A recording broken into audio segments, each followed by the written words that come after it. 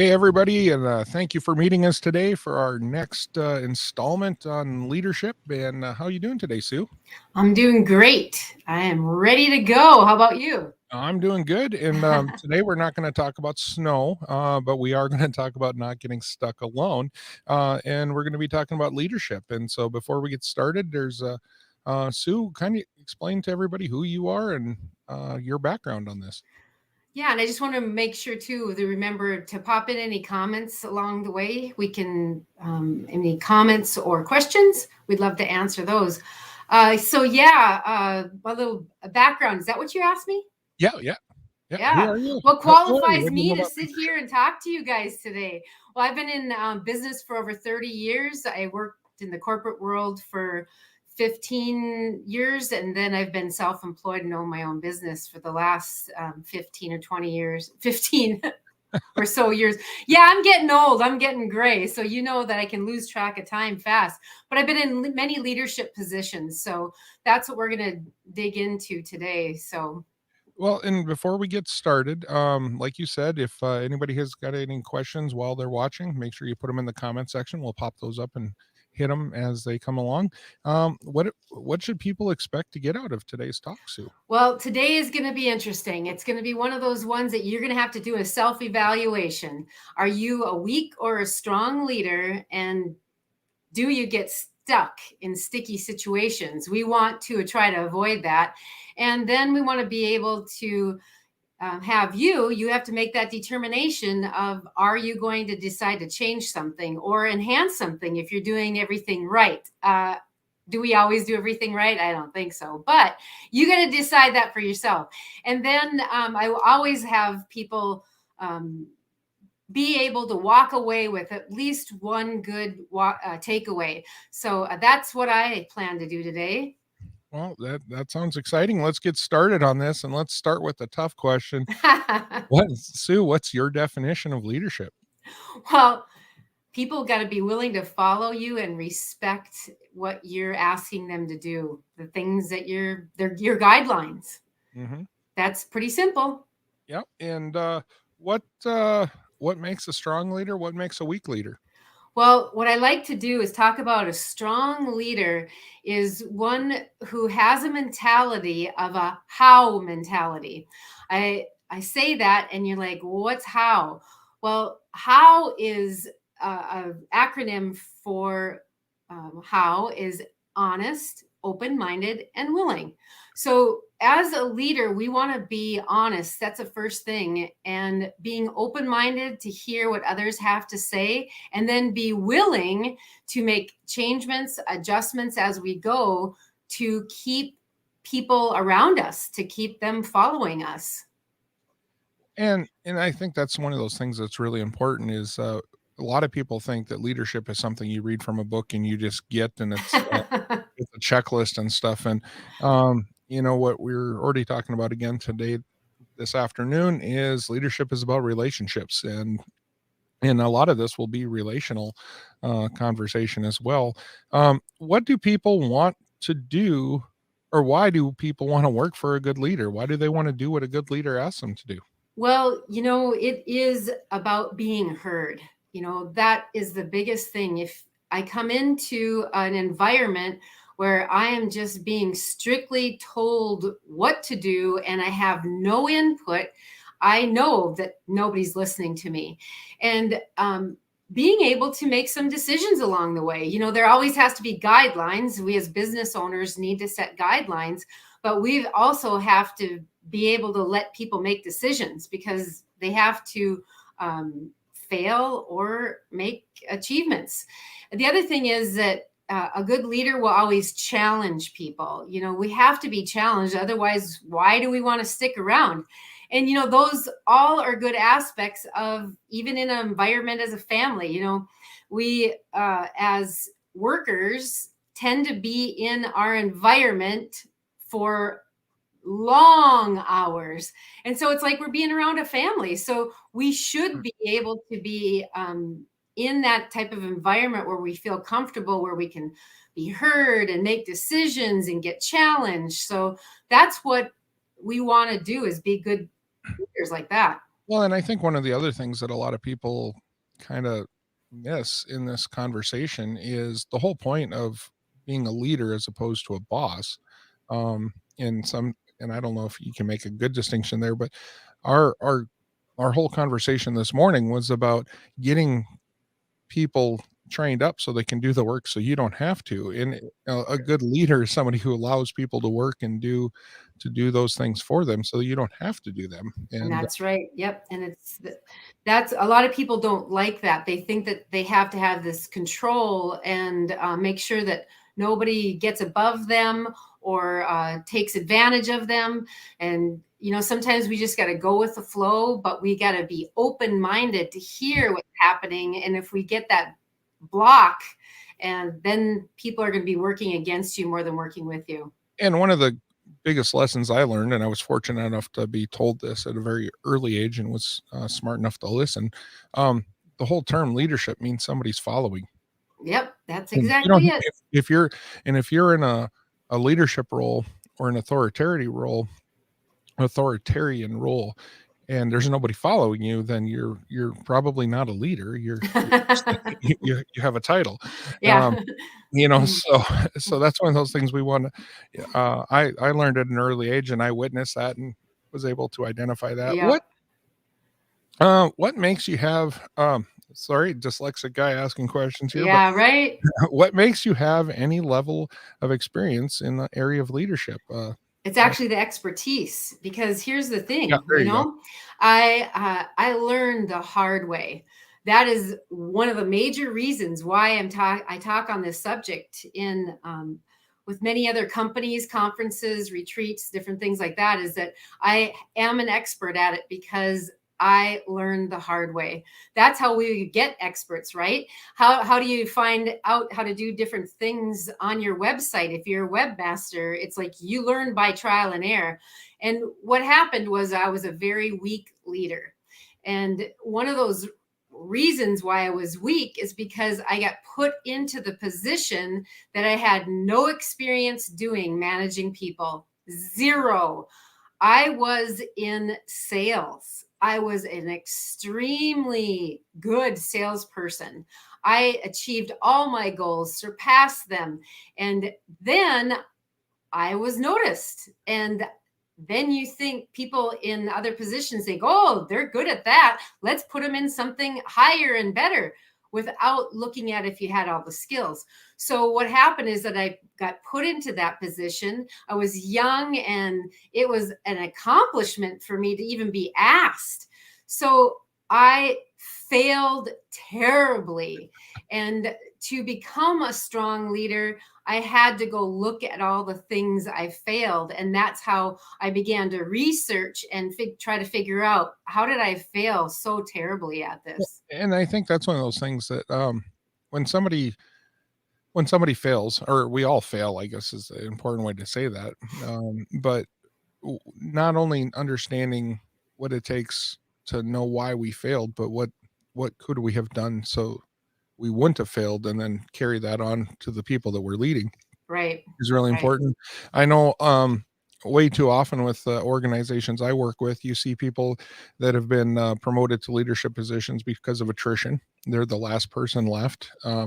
Or another very important aspect to leadership is people are always almost as a rule promoted one step past their capabilities. And, Exactly. um, and I Yep. think, you're talking about your some of your failures and things you learned about. The first time I realized I was not qualified to be in the leadership role was terrifying. And, um, It is. and realizing I was there because I was good at my previous position, but I wasn't ready for the next position. And Right. and so that's something that was there, and knowing that allows us to say, um, if I want to be a strong leader in this situation, I have to take some steps to mitigate the bad things that could happen. So, Right. And I want to make sure that from now on we try to use this phrase a weak leader yeah, weekly. because it's not that we're failing, it's just that we don't have all the skills that we need. So Yep. that's the main focus of why we're doing this. It's like are you weak or are you strong? So I think that's what I want to keep in mind. And is it fair to say, Sue, that um, you can never become a strong leader unless you go through the weak times? Exactly. And so Exactly. a lot of times I see people say, well, that person's a good leader and that person's a bad leader, weak or strong or whatever Hmm. that adjective is in that conversation. And the reality is, you go from a poor leader to a good leader or a weak leader to a strong leader. We all do that. It's just Right. sometimes it's just more visible. Exactly. Depends So on the personality. yeah. So talk a little bit about what happens with weak leaders and how they get stuck. Because that at Well, the end of the day, that's our as small business owners, that's our thing is I'm here all by myself. I'm doing right. this all by myself. I'm stuck out here on my own. Mhm. What does leadership have to do with that? Well, and I like to just kind of keep it focused because sometimes if I'm working by myself, it's like, am I a leader in anything? It's like I am, because these are principles that can apply to so many different areas of life. But if you are overseeing even one employee, you are a leader. I'm a leader, even though I don't have employees. I can lead in different groups that I'm in. Different organizations, how I represent and act in the community. So those weak leaders and how they get stuck. What I see is that people don't want to look at themselves. I don't want to look at me and see that I've got a big problem. And so that a lot of that pride just sticks on. And yet what happens in weak leadership and what happened with me in my story is that I got extremely defensive. And that's probably one of the biggest flags that can go up with anybody that's working around anybody like that, as defense mechanism gets up.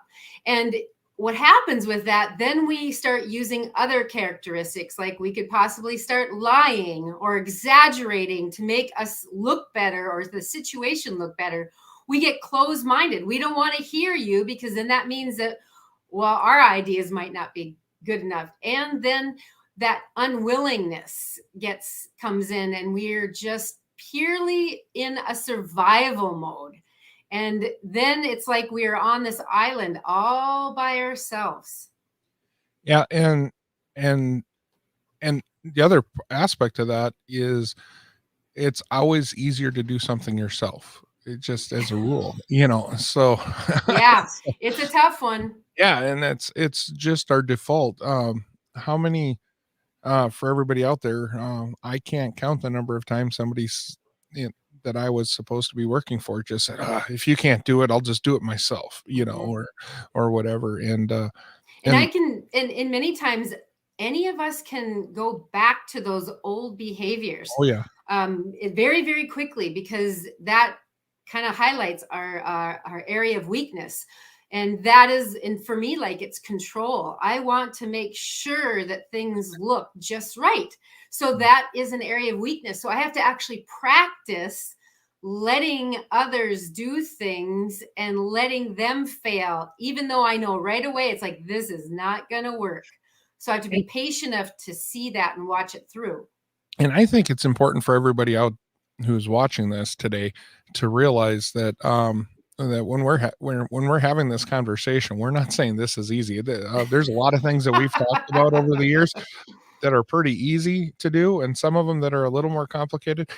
This really is one of the hardest things.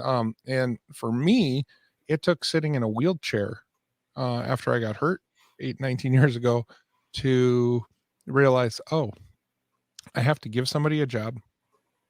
I have to explain how I want that job done, and I have to let them do it because I can't climb up in the ceiling and hang a light or hang a speaker or Right. go fight the fire or Yep. whatever else.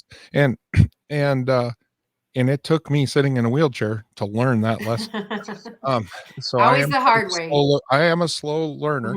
Um, and so it's not easy, is it? What's No. And I just wanted revisiting? to add, I wanted to add a couple things here. It's like, um, when I was in that environment, I was young. So it's not saying that young people can't do this, but as your years of maturity and your gray hair starts coming, you learn different tips and techniques, skills to try and make yourself better.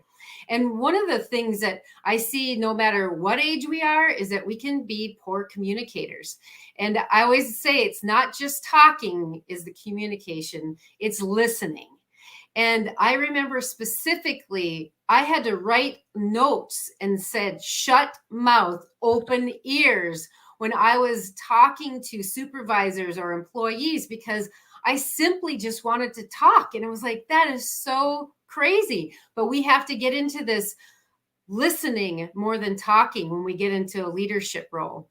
Well, and another aspect of that is good leaders, let me not use that word. Let's say talented leaders or people that leadership comes naturally to. Another aspect of that is laziness. Because, and it sounds kind of funny, but if you go do all the research and everything else, really good leaders like watching people work. Yay, Yeah, you know?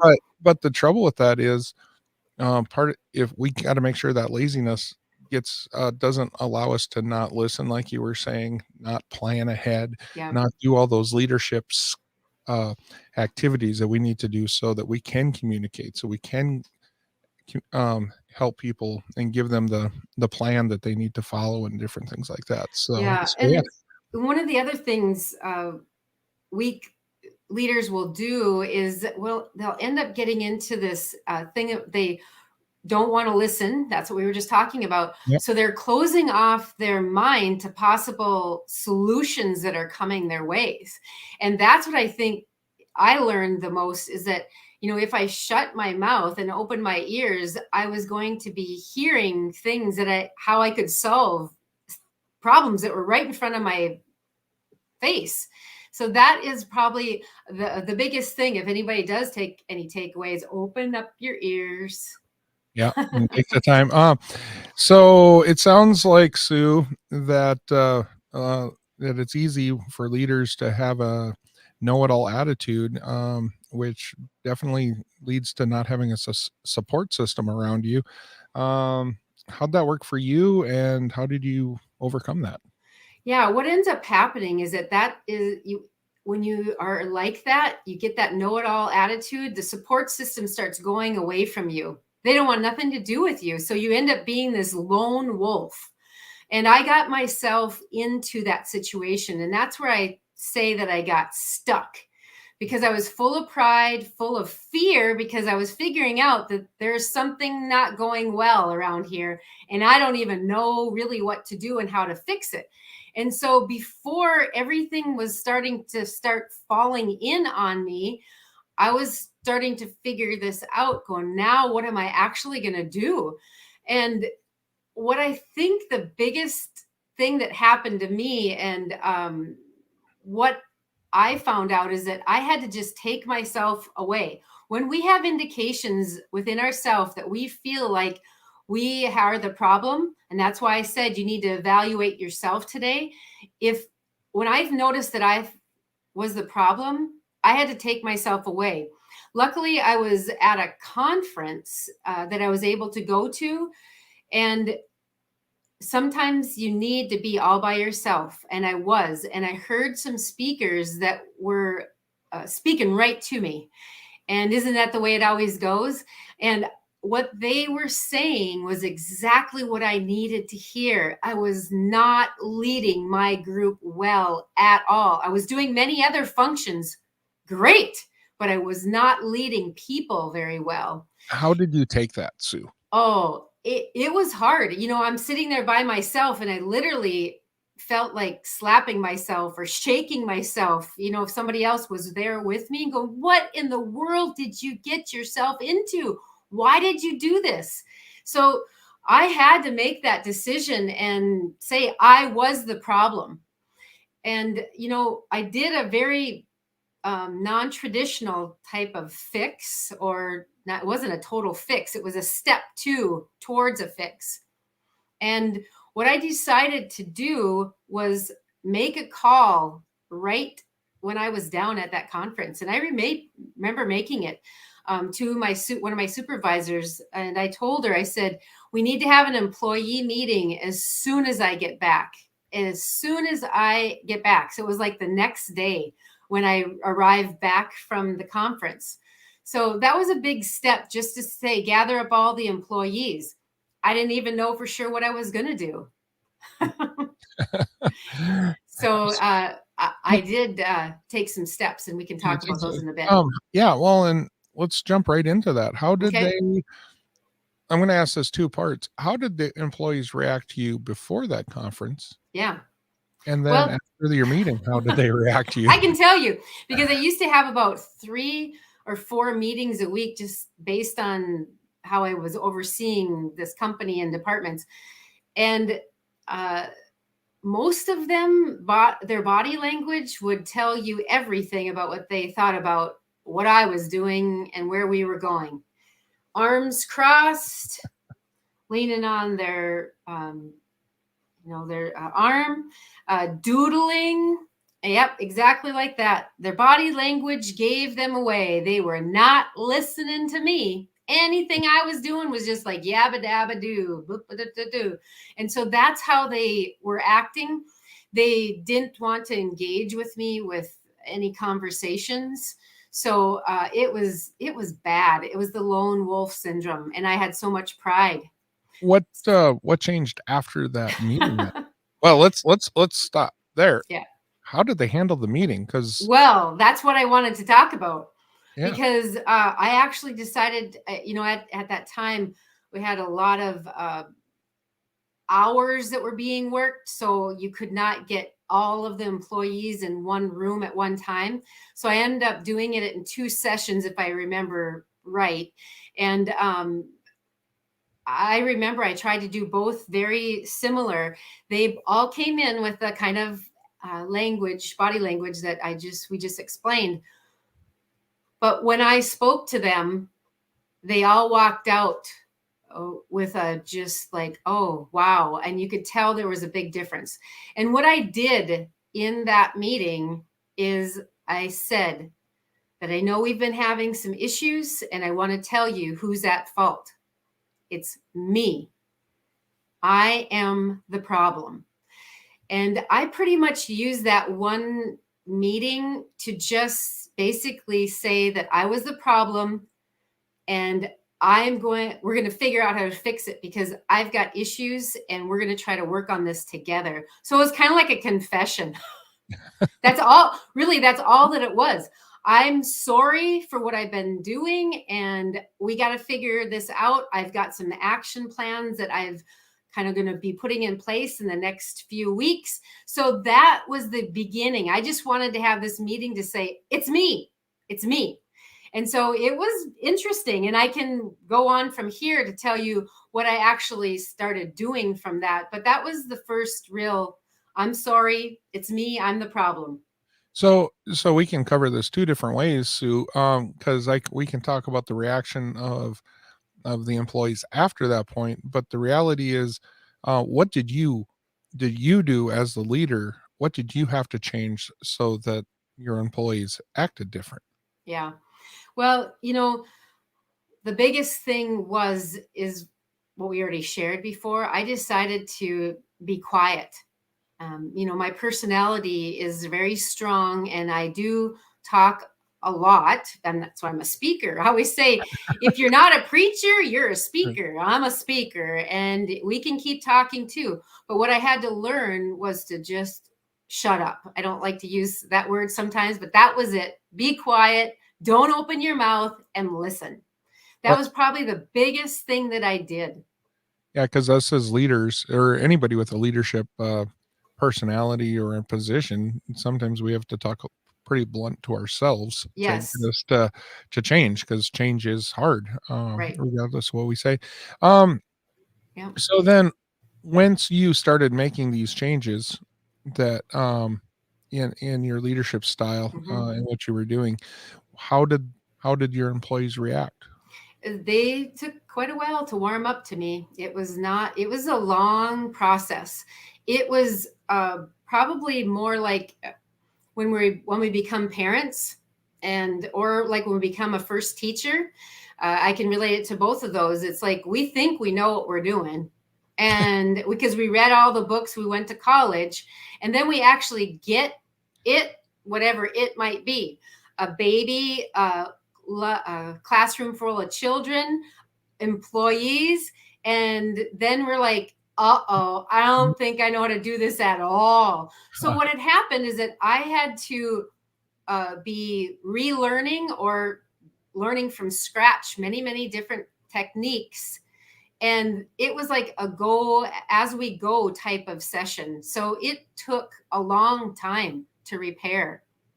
Yeah, and what your experience or you're talking about is you had a hard reset in leadership in a in a pretty solid environment. Yeah. I guess whereas, and I think one thing that we're going to be talking about, and then the folks that are watching this for today, a lot of them are small business owners, entrepreneurs, Yep. and sometimes these resets naturally are a little bit easier because you've lost a handful of employees or you don't have Right. anybody working for you. So Yep. you have these hard resets, and that's a good time to do those because then with the new employees, the people you're bringing in, then you have the ability to start from scratch with a which would go faster than your story. Yes.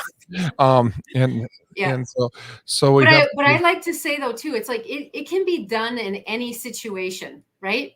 I mean, that's the same example. It's like a brand new parent, you can figure it out. It's a lot of trial and error. A brand new classroom teacher, it's a lot of trial and error. Same with in my position when I was overseeing like 50 some employees, it's a lot more challenging, that's for sure. But even with a small business, it's like we still have to keep operating the whole business. So sometimes we're over here banging ourselves on the head going, oh man, I really messed up.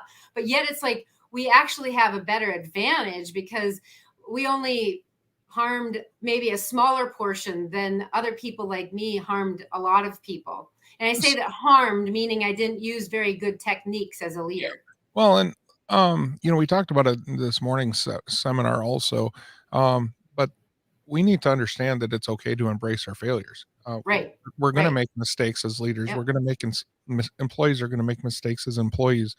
Um, Customers and business, everybody makes a mistake, and so trying to cover those up only hurts people. But embracing them and saying, "How do we fix this from here?" Right. That only builds relationships and helps that leadership uh, Yeah.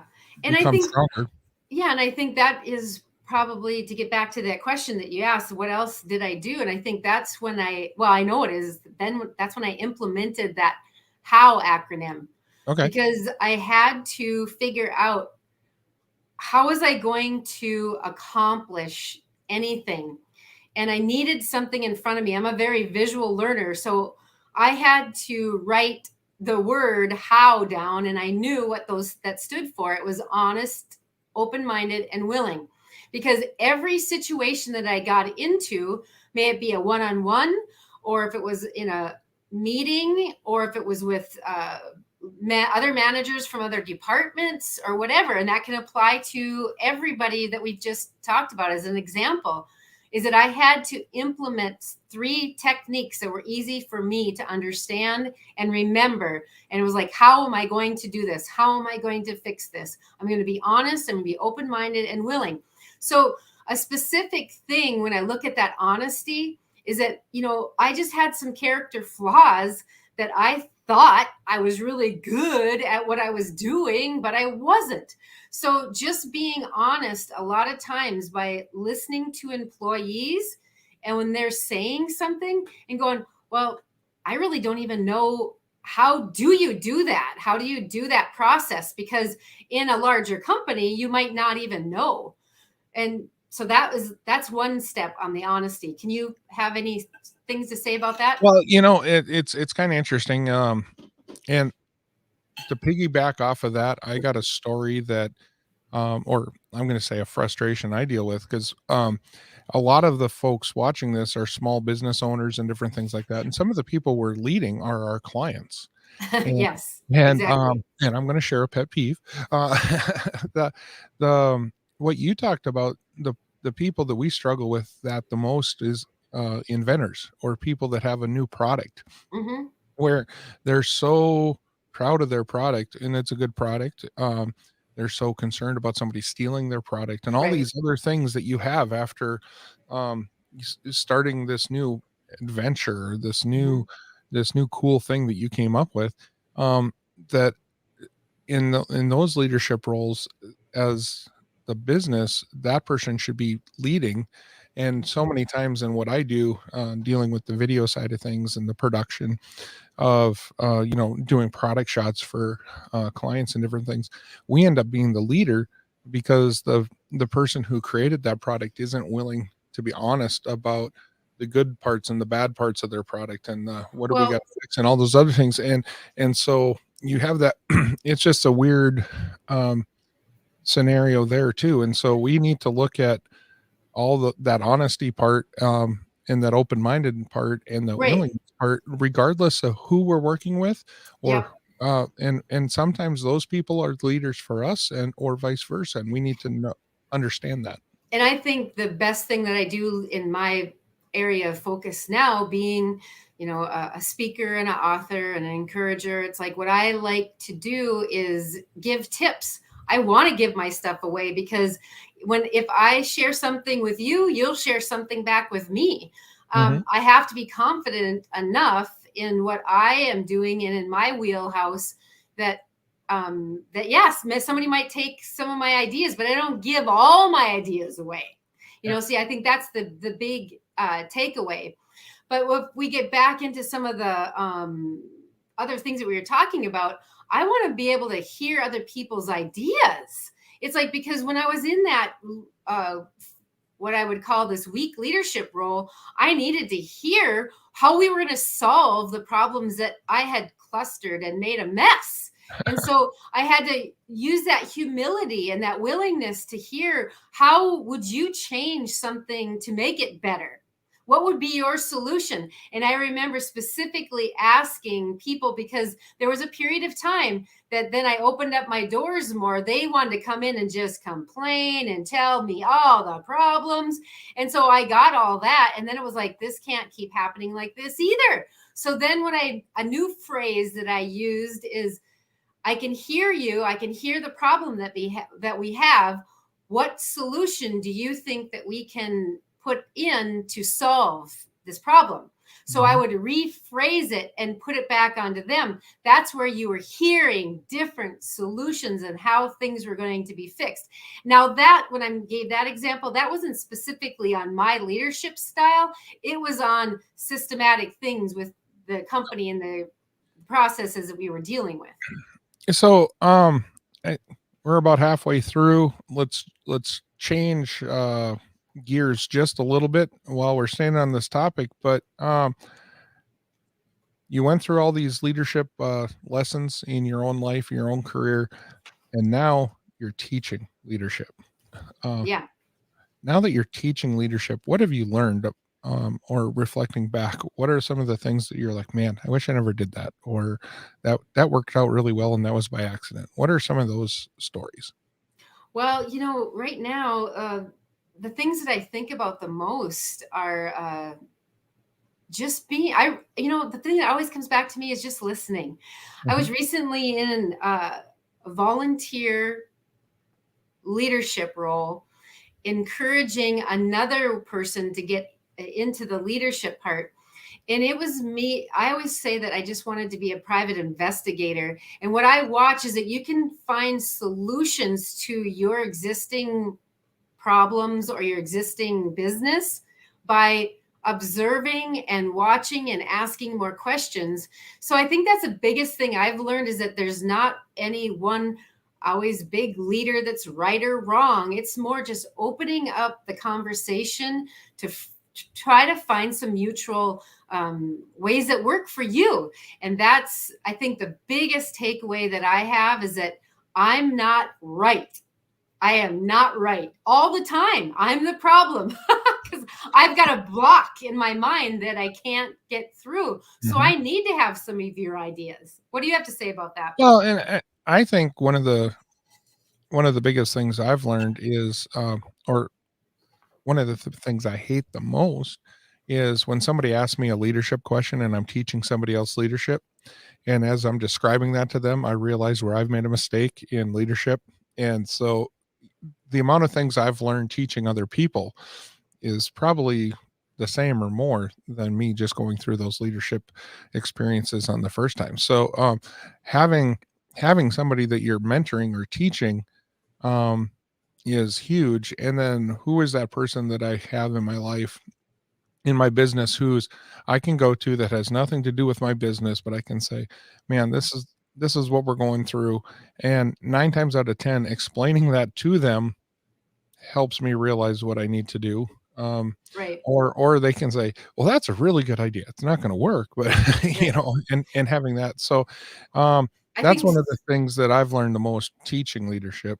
Yeah, and I think too is like when the online groups, this is the new thing that a lot of us live in at times if we're especially small uh, business owners or entrepreneurs, individual people like myself, is that you need to get a support system of something, because if you don't, you will be by yourself on this island with paper and a pen, and that's great, but we want to thrive and provide our ideas to other people, and that's what leadership is about. You've got some really wonderful ideas, so we need to be sharing those with people. Yeah, so we got a question here, Sue. Let's see, dyslexic guy reading again. Sue, where are you acting like or Were you where are you acting acting bossy as a leader? So, and maybe not give your employees a chance to express themselves? Yeah, I mean, that was exactly. I was that bossy person that nobody wanted to be around because I didn't have any basic leadership skills. You remember, I was a salesperson that I could sell you anything. And then all of a sudden they're like, "Hey, you want to lead this group of people?" Yeah. So it's like all I came in there, I was just scared. And so then mhm. I was just, well, I'll just do what I used to do when I was a kid. I'm going to boss everybody around and they'll follow me. They I didn't. always got in trouble because, one of those snide little things I grew up saying in my career was, "Oh, the trouble with perfect people is you can never tell them what they're doing wrong." And and I usually was saying that about some person that was in leadership over me or in a position above, and it was never a good thing. Uh, but Right. yeah, It is. It's that a stuff. that's the best term to say, bossy. And I think the other thing that I've learned, we were talking about that a little bit now, is what have I learned now where I'm at? Is that I have no problem telling you that I've made all these mistakes. And there might be, there could be some people that would actually that worked with me and for me that would differ and say, I don't agree with anything she's saying. So this is always my viewpoint, and that's the part that I've learned in leadership too. It's like I am a strong leader and a person that I'm okay if you don't agree with me, and but I have to graciously communicate with you so that you feel heard, because I have no reason to stop your thinking if we're in a mutual agreed environment that we're working at. Well, I think one other thing, because we're kind of transitioning to we talked about weak leadership, we talked about teaching leadership. Um, if I'm focusing on becoming a better and stronger leader, because I think it's like strength training. Right, If I don't ever walk anywhere, my legs right, are going to be weak. Same thing is right. true with leadership. If Yep, I'm not practicing these skills, yep. I'm just going to become a weak leader again. Mhm. What are some of those things that we need to do to strengthen our leadership? Well, the things that I think about right away that will help people is ask yourself what you really want to change, what you want to do first. I think that's the biggest thing that you got to do is you got to go have another coach or a mentor or help you figure that out. But then once we've done that, if you're with employees, I think that one of the best things is walk around, do some actual observing, talk to them about what they're doing, watch interactions that are going on if you have a customer situation and an employee situation, and find out where some of those hot spots are, where we've got some problem areas where we can make some improvements or things that you have been thinking about. I don't want people to walk away from this whole conversation thinking that if you are a weak leader, everything that you've done is bad and negative. It's not. So it's like we've got some great ideas. It's just like we might not be expressing them to our group of employees in the right way. And so it has to start with that new way of thinking about ourselves and about what we're going to do marching forward. Um, Kate's got a question. Any input on servant leadership, and if there's any, and and and if any, practicing If or any of stop? you are Yep, practicing or stop practicing that and I got why. a few on that, but why Go don't you ahead. start too? No, Why I'm don't going you to let you start. So I think the big thing in servant leadership roles and is one, we kind of talked about it this morning, but understanding who's following you. You need to have that relationship. Too many times, I think businesses have an authoritarian viewpoint on and instead of leadership, and so part of being a leader is knowing who's following you, where are they from, what are they doing, and what do they need to do the job. um, I think my one of my favorite stories is my first job out of college. I was in a studio that was 60 feet by 40 feet and it was 30 feet high, and most of my day was spent 30 feet high with doing lights and different things up in the top, and we had a phone, and people would call me, and I'd have to go down on the lift, and it would go, and I'd walk over, and by the time I'd get to the phone, it stopped ringing. Then you walk over to the lift, and you go, and you're up, and then somebody calls. And Yeah. I asked for 2 years for a portable phone. This is 100 years ago, and, there was no cell phones at the time. And the answer was, "No, no, no, no, no, you don't need that." And I'm like, "It's only 30 bucks or 40 bucks." And, "No, no, no." When I quit my job, my director worked with me for 1 week, and after the first day, he went and bought a phone. And it's one of those things that it was a huge, lesson for me, so that when somebody comes and says, "This isn't necessary, but it would be nice," um, I I jump on those things. In fact, I take care of those issues before I take care of some of the stuff that's probably more important. Right. As long as my employees know that I care about them, Hmm. people that are working for me. Um, Another thing we do on shows is we have this big, huge, long form for everybody to fill out. And one of the questions, if things are going bad, what's your comfort food? Okay, What? tell me why. Because if something crazy happens, the client does something crazy or the weather's bad, we're stranded, my runner can run and get everybody's comfort food. And And then I I'm going to feel better. and they'll feel better. Yeah. What's your what's the thing you just have to sit and chew? I had one guy that we would buy a case of Altoids, cinnamon Altoids for him Oh, every geez. show. But we were every Christmas we worked 100 hours per person between Christmas and New Year's, and each person got a case of their favorite candy to That's have in their awesome. position, and that shows people you care about them Yes. more than the job. But Yes. we do that so that the job gets done, and, Yeah, and I want to answer this question though too. And so about the servanthood is that I actually, to me, it's like in my current environment now, working with women, I need to know who those followers are, you know, and what they need. So like on Facebook, a lot of us are engaging on Facebook. Are we listening and following what people are saying that they need from us or that they ask us of? And so I think that's the biggest thing, because for me personally, I now walk alongside many, many women to help them pursue and find their purpose in life. And so it takes a lot of listening and a lot of engaging. And so to me, that's being a servant. I am serving and being available to other people. So I'm hoping that we've addressed that question. I think one other aspect of this, and we talked I just thought of this, we talked about it this morning. I do my best now, after being in my industry for 30 years, to pre-apologize and pre-thank people. and then I post apologize and post thank people. Um, and but then let them know. And we talked about it today.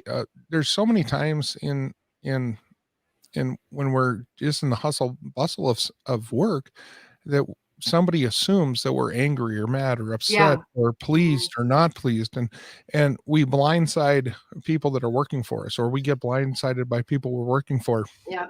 And so, like, if you the people that are working for me on a wildfire or on a show, I just flat out say, if I don't use the words, "I'm angry at you, I'm frustrated at you," do not assume I'm angry or frustrated, because I'm intense. And, when the show's happening, Right. when you're we don't have a lot of time on a fire to say please Yeah. and thank you. Um, Right. you know And I think that's one of the things too is that, when I do speaking engagements, I always tell the group that's hired me, I am working, I am on as soon as I walk in that environment, because I have been in other conferences, I've done things Yeah. to be the audience, and the speaker doesn't even engage at all with you until they come on stage. And that to me is like just showing who we are. And it's like I am a different person on stage than I am when I'm working on my computer and getting something accomplished. So yeah, we can be very, very focused, leaders can, but we got to remember when we're in our environment at times we need to adjust to make sure that we are not turning people away or off. Now your fire example is a different situation, but that's how we've got to think about our own individual And situation. well, and I joke about, for me, I've been out on national wildfire assignments and stuff, and the difference between a wildfire and a live event or a church service is just who's frustrated. Um, I mean, it's so Yep. all the same things apply, all the same principles in leadership apply to every situation. Just Hmm. one is stressful for one group of people, and it's not stressful for another. I Right. I do way better on the most what's stressful for everybody else. But what everybody else is calm at is where I'm stressed the most, and we're all that way. Yeah, every single one of us. So that's why we need to just think through what we're doing and how we're reacting and how do we want to be perceived. That is the biggest takeaway that I remember from all of those years, which have now been years ago, is that how do I want people to remember me? I call it a legacy now. It's like, what kind of legacy do I want to leave? What do I want people to say when I'm gone? And I do not want them to say what they said about me when I was that young leader. I don't.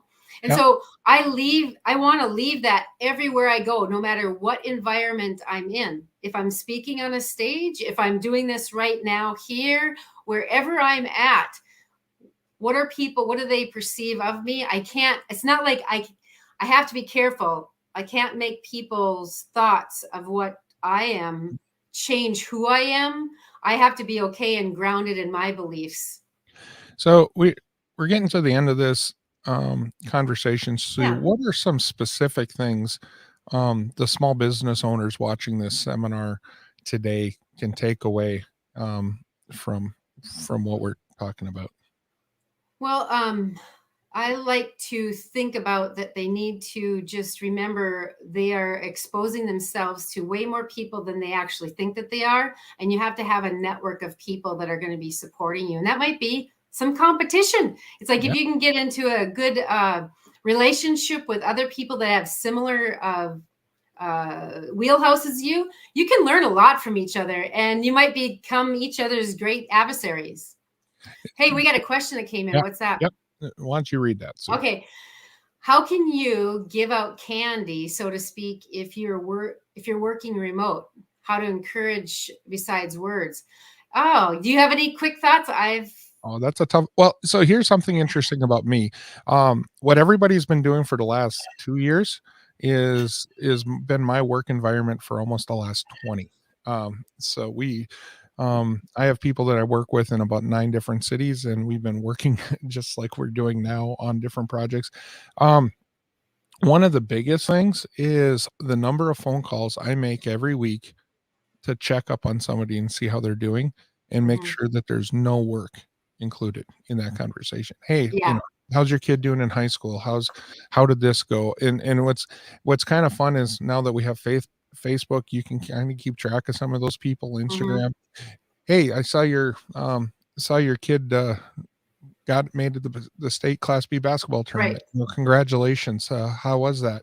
And have some of those conversations because um, here's a crazy stat: is one of the biggest needs in the United States right now is friends, Isn't and that sad? we're more connected than anywhere else. And We got so lots of them on our Facebook, but we actually have them that would call us. yeah, and so by taking a personal taking that time to be personal with somebody, and you don't have to be deep or anything like that, but it's just part of that building process.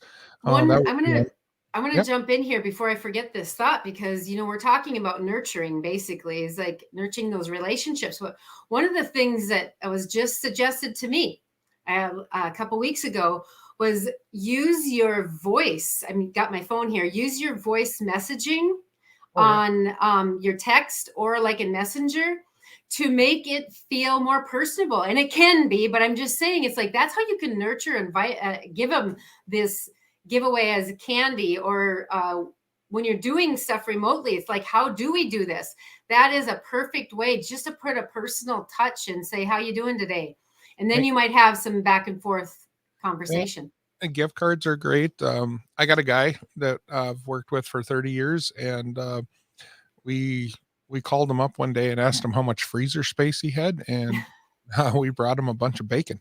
Yeah, I mean, perfect. But People even like if we can't do, there's some, yeah, and there's some other tangible things like being a speaker, an author, doing lots of things remotely. Like I believe this person's asking, is that you can have those those freebies. That's what people are calling those yeah, free things that you can give those widgets away. They're usually a PDF, a 1 page, could be 10 page document. You can just give them without getting the email back too. I mean, you can do a lot of different things online that can be interpreted like filling the guy's freezer with bacon. Would you come up to my house and do that? I could maybe do that. Bacon's always good. It Um, is.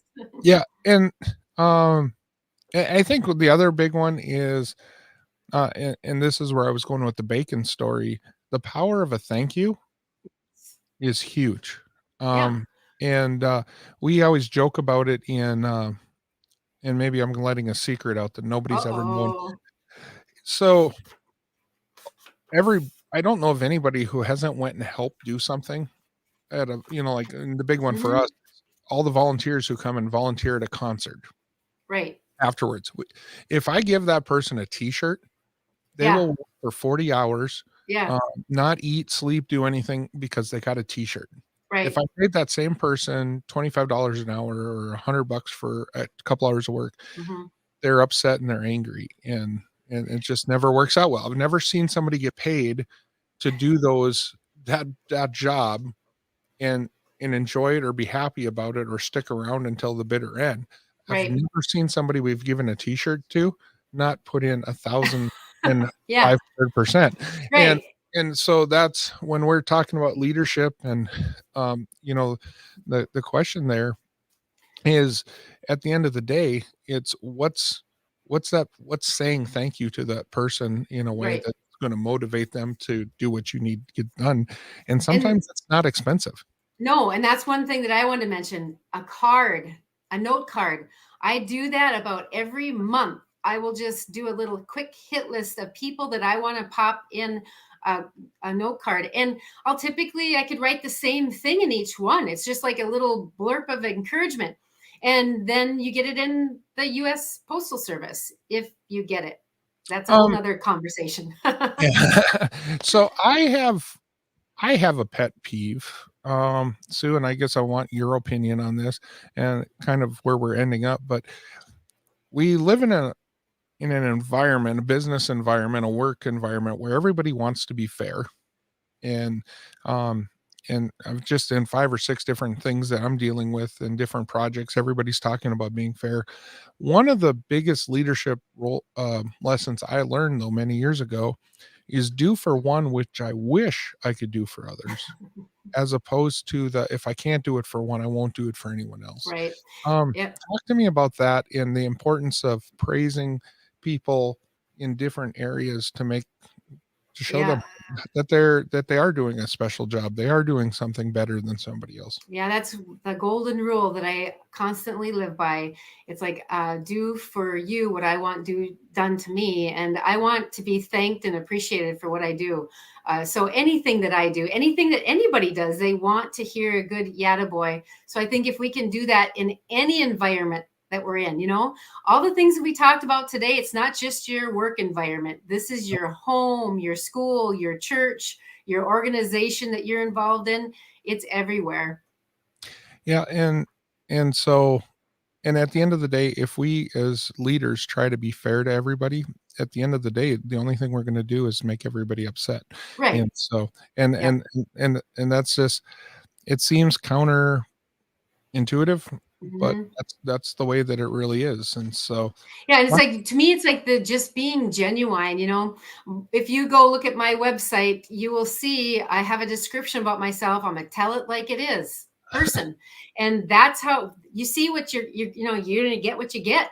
Mhm. And that is the part that I am sincerely interested in people and what they're doing and how can we help and work with each other. So I believe if you bring that sincerity to the table, most people are receptive of it. There's so many different environments out there right now. It's like, some of them won't accept you, but then you have to evaluate if you want to be involved in that or not. So we only got a couple minutes Yep. left. I guess my last question for you, Sue, is at the end of the day, everything we've talked about leads to the stronger the leader, the more um, vulnerable they are to the people they're leading. Yes. Talk to us a little bit about that. Yes. Well, for me personally, I've had to let that go. I have really decided in my world, in my life, through all the years I've been through, I've just had to be me, you know, just being who I am and having a strong belief that I've grounded enough in my morals and my beliefs that I will be taken care of and what I'm doing is good to other people so that I feel confident in where I'm going and what I'm doing in this world. And that has to do with leadership and speaking. And I share with all kinds of groups. So that would be my last takeaway. Yeah, and for me, it's important the the importance of admitting when I'm wrong. And like you talked about, that honesty and the willingness to change and to meet people where they're at. Just it's amazing how powerful that is and how strong of a group and a bond that will make. And Right. and and for me, I've got to witness that. Not in a small business, not just in a small business environment, but of a crew of 100 or 200 people, putting a big show on for Yes. a big event, or 1,000 people in a wildfire situation. And so I've seen that work positively and watched the power of a strong leader, Yeah. and the hurtfulness of a weak leader. And so as long as we realize that and we know where we're going, that gives us the ability to always improve and Yeah. where we're at. And I think too is like, again, just openly saying, you know what, I think I misunderstood. And just saying, if you misunderstood, something's kind of going the wrong way, just say, you know what, let's just back up here a little bit and let's talk about this again. That's how I have dealt with a lot of things now, because it's like I don't want to make anything really angry if it's in a non-confrontational situation. So to me, it's like I just gotta backtrack a bit and say, hey, I think I got this wrong. Let's start over again. Yeah, exactly. Well, thanks for your time, Sue. Yes. Thanks for everybody that's watching this Yeah. today. This has been a lot of fun and can't wait to Yeah. do some more of these. All right. Well, thanks again. Yeah, well, and we will sign off now and have a good day. Yeah, you too.